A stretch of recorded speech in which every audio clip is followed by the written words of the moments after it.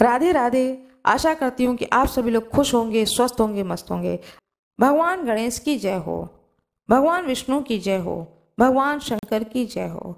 आज मैं आप लोगों को कथा सुनाने जा रही हूँ, सत्यनारायण भगवान की कथा, जिसे पूर्णिमा तिथि पर अवश्य सुनना चाहिए। स्कंद पुराण के अंतर्गत रेवा खंड में श्री सत्यनारायण भगवान की व्रत कथा लिखी है, जो कि मैं आज वह कथा आप लोगों को सुनाने जा रही हूँ। अध्याय प्रथम। एक समय की बात है, नैमिसारण तीर्थ में शौनक आदि 88,000 ऋषियों ने श्री सूत जी से पूछा कि हे प्रभु, इस कलयुग में वेद विद्या रहित मनुष्यों को प्रभु भक्ति किस प्रकार मिल सकती है तथा उनका उद्धार कैसे होगा। हे मुनिश्रेष्ठ, ऐसा कोई तप बताइए जिसे थोड़े समय में ही पुण्य मिले और मनवांछित फल भी मिल जाए। इस प्रकार की कथा सुनने की हम इच्छा रखते हैं। सर्वशास्त्रों के ज्ञाता सूत जी बोले, हे वैष्णवों में पूज्य, आप सभी ने प्राणियों के हित की बात पूछी है, इसलिए मैं एक ऐसे श्रेष्ठ व्रत को आप लोगों को बताऊंगा जिन्हें नारद जी ने लक्ष्मी नारायण जी से पूछा था और लक्ष्मीपति ने मुनि श्रेष्ठ नारद जी से कहा था। अब आप इसे ध्यान से सुनिए। एक समय की बात है, योगी राज नारद जी दूसरों के हित की इच्छा के लिए अनेक लोगों में घूमते हुए मृत्युलोक में आ पहुँचे। यहाँ उन्होंने अनेक योनियों में जन्मे प्रायः सभी मनुष्यों को अपने कर्मों द्वारा अनेक दुखों से दुखी और पीड़ित देखा। उनका दुख देख नारद जी सोचने लगे कि ऐसा यत्न किया जाए जिसके करने से निश्चित रूप से मानव के दुखों का अंत हो जाए। इस विचार पर मनन करते हुए वह विष्णु लोक में गए। वहां वह देवों के ईश नारायण की स्तुति करने लगे, जिनके हाथों में शंख, चक्र, गदा और पद्म थे, गले में वरमाला पहने हुए थे। स्तुति करते हुए नारद जी बोले, हे भगवान, आप अत्यंत शक्ति से संपन्न हैं। मन तथा वाणी भी आपको नहीं पा सकती है। आपका आदि, मध्य तथा अंत नहीं है। निर्गुण स्वरूप सृष्टि के कारण भक्तों के दुख को दूर करने वाले हैं। आपको मेरा नमस्कार है। नारद जी की स्तुति सुन विष्णु भगवान बोले, हे मुनिश्रेष्ठ, आपके मन में क्या बात है? आप किस काम के लिए पधारे हैं, उसे निसंकोच कहो। इस पर नारद मुनि बोले कि मृत्यु लोक में अनेक योनियों में जन्मे मनुष्य अपने कर्मों के द्वारा अनेक दुखों से दुखी हो रहे हैं। हे नाथ, आप मुझ पर दया रखते हैं तो बताइए कि वो मनुष्य थोड़े प्रयास से ही अपने दुखों से कैसे छुटकारा पा सकते हैं। श्री हरि बोले, हे नारद, मनुष्यों की भलाई के लिए तुमने बहुत अच्छी बात पूछी है, जिसके करने से मनुष्य मोह से छूट जाता है। वह बात मैं कहता हूँ, उसे सुनो। स्वर्ग लोक व मृत्यु लोक दोनों में एक दुर्लभ उत्तम व्रत है जो पुण्य देने वाला है। आज प्रेम बस होकर मैं उसे तुमसे कहता हूँ। श्री सत्यनारायण भगवान का यह व्रत अच्छी तरह विधान पूर्वक करके मनुष्य तुरंत यहाँ सुख भोग कर मरने पर मोक्ष पाता है। श्री हरि के वचन सुन नारद जी बोले, उस व्रत का फल क्या है, उसका विधान क्या है, यह व्रत किसने किया था, इस व्रत को किस दिन करना चाहिए, सभी कुछ विस्तार से बताएं। नारद जी की बात सुनकर श्री हरि बोले, दुख व शोक को दूर करने वाला, सभी स्थानों पर विजय दिलाने वाला, मानव को भक्ति व श्रद्धा के साथ साथ शाम को श्री सत्यनारायण भगवान की पूजा धर्म परायण होकर ब्राह्मणों व बंधुओं के साथ करनी चाहिए। भक्ति भाव से ही नैवेद्य, केले का फल, घी, दूध और गेहूं का आटा सवाया लें। गेहूं के स्थान पर साठी के आटा, शक्कर तथा गुड़ लेकर भगवान का प्रसाद बनाकर भगवान को भोग लगाएं। ब्राह्मणों सहित बंधु बांधवों को भी भोजन कराएं। उसके बाद स्वयं भोजन करें। भजन कीर्तन के साथ भगवान की भक्ति में लीन हो जाएं। इस तरह से सत्यनारायण भगवान का यह व्रत करने पर मनुष्य की सारी इच्छाएं निश्चित रूप से पूरी हो जाती हैं। यह इस कली काल का कलयुग में मृत्यु लोक में मोक्ष का यही एक सरल उपाय बताया गया है। श्री सत्यनारायण भगवान की जय हो। इति श्री सत्यनारायण व्रत कथा का प्रथम अध्याय। भगवान सत्यनारायण की जय हो। दूसरा अध्याय। सूत जी बोले, हे ऋषियों, जिसने पहले समय में इस व्रत को किया था उसका इतिहास कहता हूँ, ध्यान से सुनो। सुंदर काशीपुरी नगरी में एक अत्यंत निर्धन ब्राह्मण रहता था। भूख प्यास से परेशान वह धरती पर घूमता रहता था। ब्राह्मणों से प्रेम करने वाले भगवान ने एक दिन ब्राह्मण का वेश धारण कर उसके पास जाकर पूछा, हे विप्र, नित्य दुखी होकर तुम पृथ्वी पर क्यों घूमते हो? दीन ब्राह्मण बोला, मैं निर्धन ब्राह्मण हूँ, भिक्षा के लिए धरती पर घूमता हूँ। हे भगवान, यदि आप इसका कोई उपाय जानते हो तो बताएं। वृद्ध ब्राह्मण कहते हैं कि सत्यनारायण भगवान मनोवांछित फल देने वाले हैं, इसलिए तुम उनका पूजन करो। इसी से मनुष्य सभी दुखों से मुक्त हो जाता है। वृद्ध ब्राह्मण बनकर आए सत्यनारायण भगवान उस निर्धन ब्राह्मण को व्रत का सारा विधान बताकर अंतर्ध्यान हो गए। ब्राह्मण मन ही मन सोचने लगा कि जिस व्रत को वृद्ध ब्राह्मण करने को कहा मैं उसे जरूर करूंगा। यह निश्चय करने के बाद उसे रात में नींद नहीं आई। वह सवेरे उठकर सत्यनारायण भगवान के लिए व्रत का निश्चय किया। निश्चय करके भिक्षा के लिए चला गया। उस दिन निर्धन ब्राह्मण को भिक्षा में बहुत धन मिला, जिससे उसने बंधु बांधवों के साथ मिलकर श्री सत्यनारायण भगवान का व्रत संपन्न किया। सत्यनारायण भगवान का व्रत संपन्न करने के बाद वह निर्धन ब्राह्मण सभी दुखों से छूट गया, अनेक प्रकार की संपत्तियों से युक्त हो गया। उसी समय से वह ब्राह्मण हर माह इस व्रत को करने लगा। इस तरह से सत्यनारायण भगवान के व्रत को जो मनुष्य करेगा वह सभी प्रकार के पापों से छूटकर मोक्ष को प्राप्त होगा। जो मनुष्य इस व्रत को करेगा वह सभी दुखों से मुक्त हो जाएगा। सूत जी बोले, इस तरह से नारद जी ने नारायण जी से कहा हुआ सत्यनारायण व्रत को मैंने तुमसे कहा है। हे विप्र, मैं अब और क्या कहूँ? ऋषि बोले, हे मुनिवर, संसार में उस विप्र से सुनकर और किसने इस व्रत को किया, हम सब इस बात को सुनना चाहते हैं। इसके लिए हमारे मन में श्रद्धा का भाव है। सूत जी बोले, हे मुनियों, जिसने इस व्रत को किया है वह सब सुने। एक समय वही विप्र धन व ऐश्वर्य के अनुसार अपने बंधु बांधवों के साथ इस व्रत को करने को तैयार हुआ था। उसी समय एक लकड़ी बेचने वाला बूढ़ा आदमी आया और लकड़ियां बाहर रखकर अंदर ब्राह्मण के घर में गया। प्यास से दुखित होकर वह लकड़हारा व्रत को करते देख विप्र को नमस्कार कर पूछने लगा कि आप यह क्या कर रहे हैं और इसे करने से क्या फल मिलेगा, कृपया मुझे भी बताएं। ब्राह्मण ने कहा कि सब मनोकामनाओं को पूर्ण करने वाला यह सत्यनारायण भगवान का व्रत है।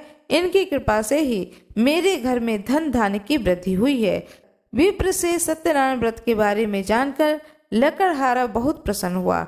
चरणामृत लेकर वह प्रसाद खाने के बाद वह अपने घर को गया। लकड़हारे ने अपने मन में संकल्प किया कि आज लकड़ी बेचने से जो धन मिलेगा उसी से सत्यनारायण भगवान का पूजा करूंगा, व्रत करूंगा।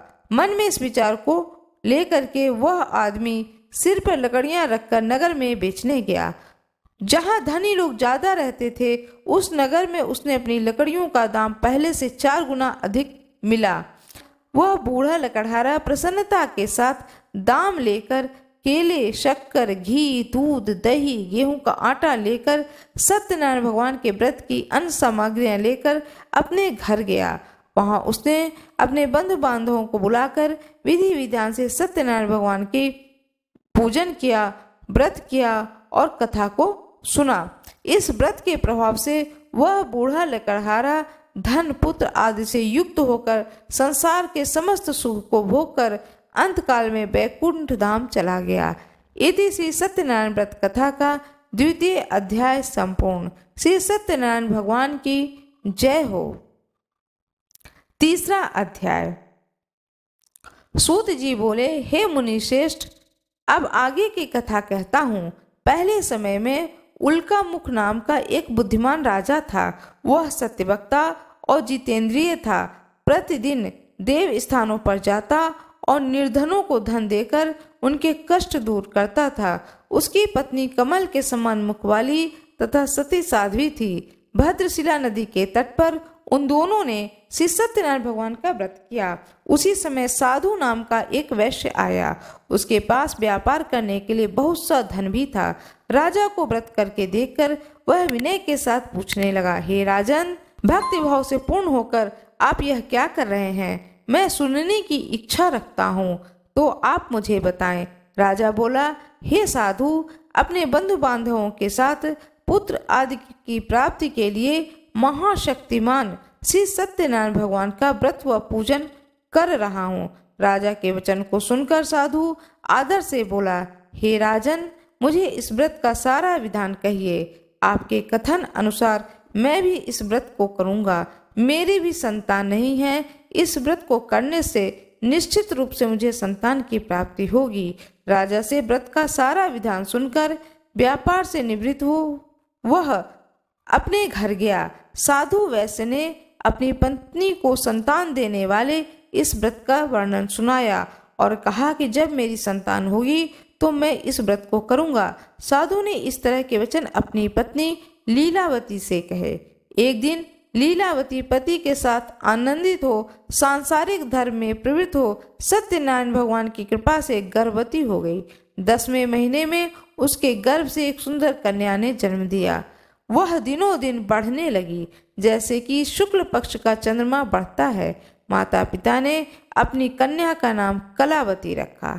एक दिन लीलावती ने मीठे शब्दों में अपने पति को याद दिलाया कि आपने सत्यनारायण भगवान के जिस व्रत को करने का संकल्प किया था उसे करने का समय आ गया। आप इस व्रत को करिए। साधु बोला कि हे प्रिय, इस व्रत को मैं उसके विवाह पर करूंगा। इस प्रकार अपनी पत्नी को आश्वासन देकर वह नगर को चला गया। कलावती पिता के घर में दिन प्रतिदिन बड़ी हो रही थी। साधु ने एक बार नगर में अपनी कन्या को सखियों के साथ देखा तो तुरंत ही दूत को बुलाया और कहा कि मेरी कन्या के योग्य वर देखकर आओ। साधु की बात सुनकर दूत कंचन नगर में पहुंचा और वहां देखभाल कर लड़की के सुयोग्य वाणिक पुत्र को ले आया। सुयोग्य लड़के को देखकर साधु ने बंधु बांधवों को बुलाकर अपनी पुत्री का विवाह कर दिया। लेकिन दुर्भाग्य की बात यह है कि साधु ने अभी भी श्री सत्यनारायण भगवान का व्रत नहीं किया। इस पर श्री सत्यनारायण भगवान क्रोधित हो गए और श्राप दिया कि साधु को अत्यधिक दुख मिले। अपने कार्य में कुशल साधु बनिया जमाई को लेकर समुद्र के पास स्थित होकर रत्नासारपुर में नगर में गया। वहां जाकर दामाद ससुर दोनों मिलकर चंद्रकेतु राजा के नगर में व्यापार करने लगे। एक दिन भगवान सत्यनारायण की माया से एक चोर राजा का धन चुराकर भाग रहा था। उसने राजा के सिपाहियों को अपना पीछा करते देख चुराया हुआ धन वहां रख दिया जहां साधु अपनी जमाई के साथ ठहरा हुआ था। राजा के सिपाहियों ने साधु वैश्य के पास राजा का धन पड़ा देखा तो वह ससुर और जमाई दोनों को बांधकर प्रसन्नता से राजा के पास ले गए और कहा कि उन दोनों चोर हम पकड़ लाए हैं। अब आप आगे की कार्रवाई की आज्ञा दें। राजा की आज्ञा से दोनों को कठिन कारावास में डाल दिया गया। उनका सारा धन भी उनसे छीन लिया गया। सत्यनारायण भगवान के श्राप से साधु की पत्नी भी बहुत दुखी हुई। घर में जो धन रखा था उसे चोर चुरा ले गए। शारीरिक तथा मानसिक पीड़ा व भूख प्यास से अति दुखी हो अन्न की चिंता से कलावती एक दिन एक ब्राह्मण के घर गई। वहां उसने श्री सत्यनारायण भगवान का व्रत होते देखा। फिर कथा भी सुनी। वह प्रसाद ग्रहण कर वह रात को घर वापस आई। माता के कलावती से पूछा कि हे पुत्री, तुम कहाँ थी? तेरे मन में क्या है? कलावती ने अपनी माता से कहा, हे माता, मैं एक ब्राह्मण के घर में श्री सत्यनारायण भगवान का व्रत देखा है, कथा सुनी है। कन्या के वचन सुन करके लीलावती भगवान के पूजन की तैयारी करने लगी। लीलावती ने परिवार व बंधुओं सहित सत्यनारायण भगवान का पूजन किया और उनसे वर मांगा कि मेरे पति तथा जमाई शीघ्र घर आ जाएं। साथ ही यह भी प्रार्थना की कि हम सबका अपराध क्षमा करें। सत्यनारायण भगवान इस व्रत से संतुष्ट हो गए तथा चंद्रकेतु को सपने में दर्शन देकर कहा कि हे राजन, तुम उन दोनों वैश्यों को छोड़ दो। तुमने जो उसका धन लिया है उसे वापस कर दो। अगर ऐसा नहीं किया तो मैं तुम्हारा धन, राज्य व संतान सभी को नष्ट कर दूंगा। राजा को यह सब कहकर वह अंतर्ध्यान हो गए। प्रातःकाल सभा में राजा ने अपना सपना सुनाया कि बोला कि वाणिक पुत्रों को कैद से मुक्त कर सभा में लाओ। दोनों ने आते ही राजा को प्रणाम किया। राजा मीठी वाणी में बोला, हे महानुभाव, भाग्यवश ऐसा कठिन दुख तुम्हें प्राप्त हुआ, लेकिन अब तुम्हें कोई भय नहीं। ऐसा कहकर राजा ने उन दोनों को नए आभूषण वस्त्र देकर विदा किया और जितना धन उनका लिया था उसको दुगना धन वापस कर दिया। दोनों वैश्य अपने घर को चल दिए। भगवान सत्यनारायण की जय हो। श्री सत्यनारायण भगवान व्रत कथा का 3य अध्याय संपूर्ण हुआ।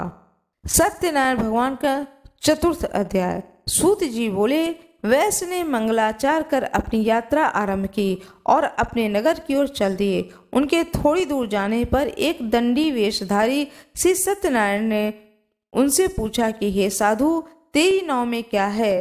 अभिवाणी वणिक हंसता हुआ बोला, हे दंडी, आप क्यों पूछते हो? क्या धन लेने की इच्छा है? मेरी नाव में तो बेल व पत्ते भरे हुए हैं। वैश्य के कठोर वचन सुनकर भगवान बोले, तुम्हारा वचन सत्य हो। दंडी ऐसा वचन कहकर वहां से दूर चले गए। कुछ दूर जाकर समुद्र के किनारे बैठ गए। दंडी के जाने के बाद साधु वैश्य ने नित्य क्रिया के पश्चात नाव को ऊंची उठते देखकर अचंभा माना और नाव में बेल पत्ते आदि देकर वह मूर्छित हो जमीन पर गिर पड़ा। मूर्छा खुलने पर वह अत्यंत शोक में डूब गया। उसका दामाद बोला कि आप शोक न मनाएं, यह दंडी का ही श्राप है, इसलिए हमें उनकी शरण में जाना चाहिए, तभी हमारी मनोकामना पूर्ण होगी। दामाद की बात सुनकर वह दंडी के पास पहुंचा। अत्यंत भक्तिभाव से नमस्कार करके बोला, मैंने आपसे जो असत्य वचन कहे थे उसके लिए मुझे क्षमा कर दें। ऐसा कहकर महान शोका आतुर होकर वह रोने लगा। तब दंडी भगवान बोले, हे वाणिक पुत्र, मेरी आज्ञा से बार बार तुम्हें दुख प्राप्त हुआ, तुम मेरी पूजा से विमुख हुआ। साधु बोला, हे भगवान, आपकी माया से ब्रह्मा आदि देवता भी आपके रूप को नहीं जानते, तब मैं अज्ञानी कैसे जान सकता हूँ? आप प्रसन्न होइए, अब मैं सामर्थ्य के अनुसार आपकी पूजा करूँगा, मेरी रक्षा करो।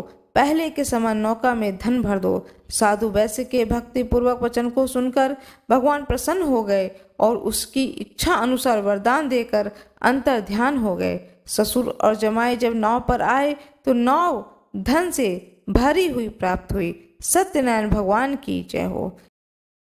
श्री सत्यनारायण भगवान कथा का 4th अध्याय समाप्त हुआ। लीलावती और कलावती दोनों बैठ करके भगवान सत्यनारायण की कथा सुन रही थीं। जब उन्होंने सुना कि उनके पति नगर में आ गए हैं तो कलावती ने बिना भगवान के प्रसाद को ग्रहण किए हुए अपने पति और पिता के दर्शन के लिए नदी के किनारे दौड़ती हुई पहुंच गई।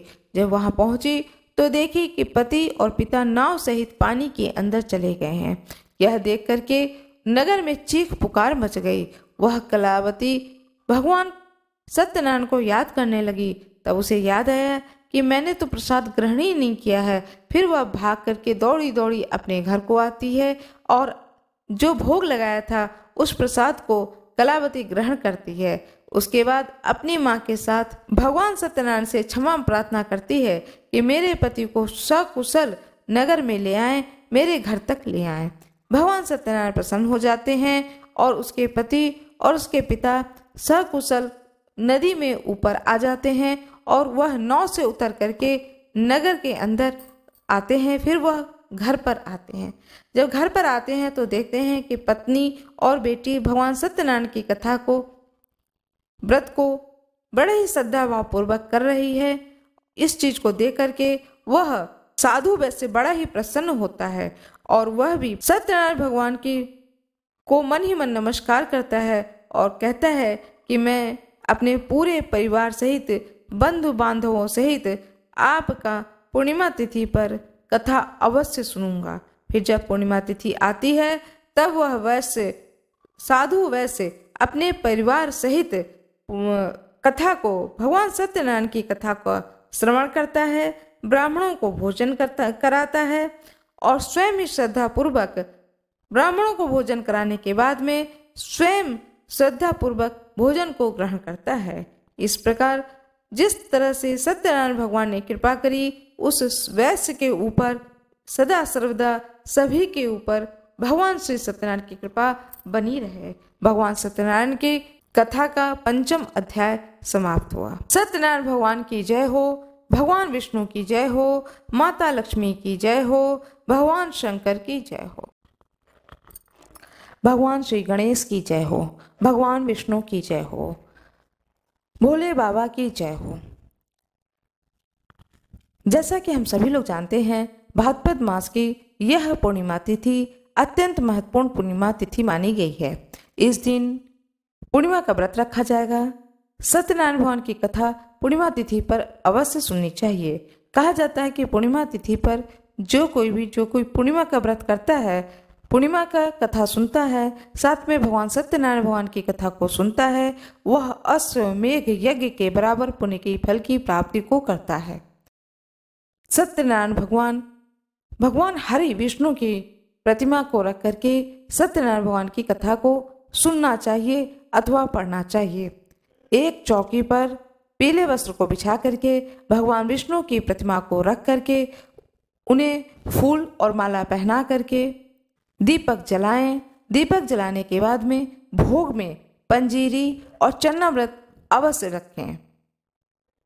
फल और मिष्ठान का भी भोग लगाना चाहिए। इसके बाद भगवान सत्यनारायण की कथा को सुनना चाहिए। जो कोई भी सत्यनारायण भगवान की कथा को सुनता है, भगवान सत्यनारायण हरि विष्णु उसके सारे दुख और कष्ट को हर लेते हैं और उसे जीवन में लक्ष्मी की कृपा की प्राप्ति होती है। उसके घर में धन्य धान्य भर जाते हैं। सत्यनारायण भगवान की कथा को सुनने के बाद में आरती करें। आरती करने के बाद में ब्राह्मण के लिए दान स्वरूप सीधा अवश्य निकालें। यह अवश्य करें, यह बहुत जरूरी होता है। साथ में जो कोई पूर्णिमा का व्रत धारण करते हैं, उन्हें पूर्णिमा की कथा भी सुननी चाहिए। पूर्णिमा तिथि पर रात में चंद्रमा को अर्घ देकर खीर पूरी का भोग लगा करके, भगवान विष्णु को खीर पूरी का भोग लगा करके रात के समय में जब आप चंद्रमा को अर्घ दें, उसके बाद उस खीर पूरी को प्रसाद स्वरूप आप स्वयं भी ग्रहण करें। इस प्रकार से यह पूर्णिमा व्रत को धारण करना चाहिए। उस दिन सत्यनारायण भगवान की कथा को सुननी चाहिए, साथ में पूर्णिमा व्रत कथा को भी अवश्य सुनें। भाद्रपद पूर्णिमा कथा। हाथ में पुष्प और अक्षत अवश्य ले लें। पौराणिक कथाओं के अनुसार द्वापर युग में एक बार यशोदा माँ ने भगवान श्री कृष्ण से पूछा कि वह उन्हें एक ऐसा व्रत बताएं जिसको करने से मृत्युलोक में स्त्रियों को विधवा होने का भय न रहे। भगवान श्री कृष्ण ने यशोदा माँ को बताया कि स्त्रियों को 32 पूर्णिमा का व्रत करना चाहिए। यह व्रत अचल सौभाग्य देने वाला और भगवान शिव के प्रति मनुष्यों की भक्ति को बढ़ाने वाला है। यशोदा माँ ने श्री कृष्ण से पूछा कि क्या इस व्रत को मृत्युलोक में किसी ने किया था। इस पर भगवान ने बताया कि कार्तिका नाम की नगरी थी, वहाँ चंद्रहास नामक एक राजा राज करता है। उसी नगरी में धनेश्वर नाम के ब्राह्मण की पत्नी रूपवती थी। दोनों एक दूसरे से बेहद प्यार करते थे और उस नगरी में बहुत प्रेम से रहते थे। घर में किसी भी चीज की कमी नहीं थी, लेकिन संतान न होने के कारण वह अक्सर दुखी रहा करते थे। एक दिन एक योगी उस नगरी में आया। वह नगर के सभी घरों से भिक्षा लेता था, लेकिन रूपवती के घर से भिक्षा नहीं लेता था। एक दिन दुखी होकर धनेश्वरी योगी से भिक्षा न लेने की वजह पूछता है। इस पर योगी ने कहा कि निसंतान के घर की भीख पतितों के अन्न के समान होता है। इस पर उस योगी ने कहा कि निसंतान के घर की भिक्षा नहीं लेनी चाहिए और जो इस भिक्षा का अन्न ग्रहण करता है वह भी पतित हो जाता है। इसलिए पतित हो जाने के भय से वह उनके घर की भिक्षा को नहीं लेता है। इसे सुनकर धनेश्वर दुखी हो गए और उन्होंने योगी से पुत्र प्राप्ति का उपाय पूछा। इस पर योगी ने माँ चंडी की उपासना करने की सलाह दी। धनेश्वर देवी चंडी की उपासना करने के लिए वन में चला गया। माँ चंडी ने धनेश्वर की भक्ति से प्रसन्न होकर 16वें दिन दर्शन दिया। माँ चंडी ने कहा कि तुम्हारा पुत्र होगा, लेकिन वह केवल 16 वर्षों तक ही जीवित रहेगा। यदि वह स्त्री और पुरुष 32 पूर्णिमा का व्रत करेंगे तो वह दीर्घायु हो जाएगा। माँ चंडी ने एक आम के वृक्ष पर चढ़कर फल तोड़कर उसे पत्नी को खिलाने को कहा। माँ चंडी ने कहा कि तुम्हारी पत्नी स्नान कर भगवान शंकर का ध्यान कर फल को खा ले तो भगवान शिव की कृपा से वह गर्भवती हो जाएगी। इस उपाय को करने के बाद धनेश्वर को पुत्र की प्राप्ति हुई तथा 32 पूर्णिमा का व्रत दोनों पति पत्नी ने श्रद्धा पूर्वक किया तो उनके पुत्र की आयु बढ़ गई और वह पुत्र दीर्घायु हो गया। इस प्रकार पुत्र को दीर्घायु की प्राप्ति हुई। माता चंडी की जय हो। राधे राधे। श्री शिवाय नमस्तुभ्यम। आज मैं आप लोगों को बताने जा रही हूँ उमा महेश्वर व्रत।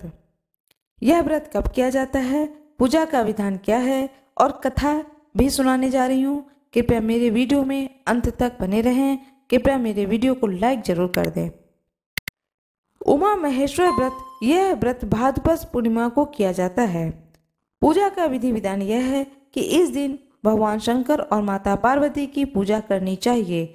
प्रातः शुद्ध होकर के भगवान शंकर की मूर्ति को स्नान करा के बेलपत्र फूल आदि से पूजन कर प्रार्थना करें तथा रात्रि को मंदिर में जागरण करें।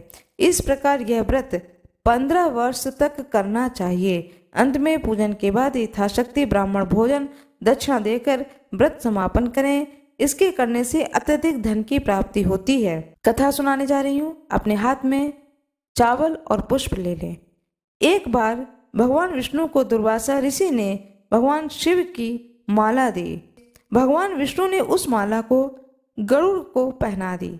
इससे दुर्वासा ऋषि क्रोधित हो गए और क्रोधित होकर के भगवान विष्णु से बोले कि तुमने भगवान शंकर का अपमान किया है। तुम्हारे पास से लक्ष्मी चली जाएंगी और क्षीर सागर से भी हाथ धो लोगे। तब शेष नाग भी सहायता नहीं करेंगे। यह सुनकर के भगवान विष्णु परेशान हो गए और उन्होंने दुर्वासा ऋषि को प्रणाम करके पूछा कि यह जो आपने मुझे श्राप दिया है, इससे मुक्त होने का क्या उपाय है। भगवान विष्णु ने जब दुर्वासा ऋषि से प्रार्थना करी, उनकी स्तुति करी, तब भगवान विष्णु के इस प्रार्थना और स्तुति से दुर्वासा ऋषि प्रसन्न हो गए और प्रसन्न होकर के ऋषि ने बताया भगवान विष्णु से कि आप उमा महेश्वर का व्रत करो, तभी सभी वस्तुएं आपको वापस मिल सकती हैं। दुर्वासा ऋषि के बताए अनुसार भगवान विष्णु ने उमा महेश्वर का व्रत किया और सभी वस्तुएं वापस मिल गईं और माता लक्ष्मी भी उन्हें वापस मिल गईं। तब व्रत के प्रभाव से लक्ष्मी आदि समस्त स्थापित वस्तुएं भगवान विष्णु को पुनः मिल गईं। इसलिए उमा महेश्वर व्रत किया जाता है, जिसके प्रभाव से इस पृथ्वी लोक के समस्त सुख संपत्ति की प्राप्ति होती है।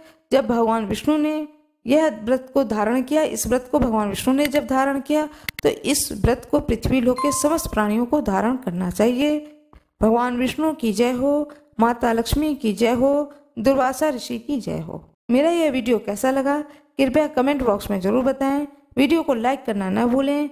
चैनल को सब्सक्राइब जरूर कर दें। धन्यवाद।